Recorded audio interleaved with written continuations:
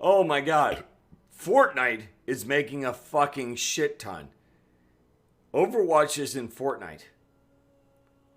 Why have you wronged us? Right. Surely okay, we're going to get rid of the profit sharing program. We don't like this. We don't like the fact that low-level employees make decent money at Blizzard. We're going to get rid of this program because we need more profits to increase our stock price and improve our shareholders and the elite 1% of the company. And so, therefore, you don't like this very much, Mike Morheim? Well, too fucking bad. You're gone.